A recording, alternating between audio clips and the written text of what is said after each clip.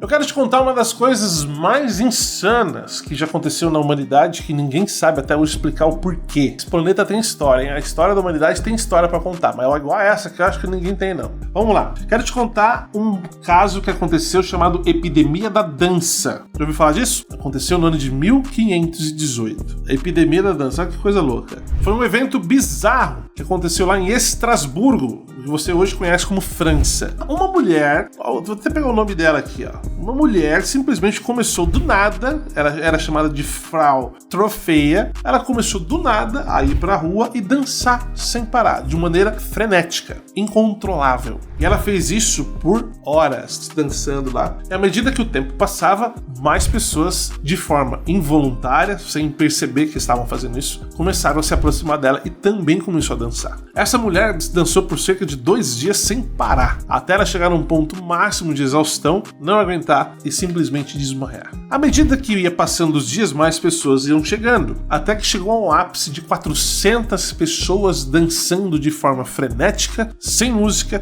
sem controle e sem consciência. Ninguém sabe por que essas pessoas estavam dançando até hoje. Elas, no conjunto total da obra, vamos colocar assim, elas dançaram por cerca de 1 mês direto. Algumas pessoas conseguiram dançar até por 4 dias. Dezenas de pessoas morreram. Por quê? Por conta do extremo cansaço, outros casos por conta de ataques cardíacos e até por conta de derrames. Porque elas dançaram de forma frenética, sem parar, por muito tempo. As autoridades, inclusive, trouxeram músicos para tentar, sei lá, fazer as pessoas ouvirem, cair por si que aquilo que elas estavam fazendo era inexplicável, não havia razão, ninguém estava entendendo. Só que a música piorou ainda a situação, elas dançaram mais intensamente, de forma muito irracional. Isso só começou a diminuir depois de 1 mês, quando as autoridades levaram todas essas pessoas para uma espécie de santuário. Nesse santuário elas foram recobrando assim a sua consciência e, sem entender o que estava acontecendo, elas começaram a ficar confusas. E aí eu reuni aqui 3 possíveis hipóteses que possam explicar essa situação muito bizarra que aconteceu lá em 1518. Imagina dançar 1 mês e ninguém sabia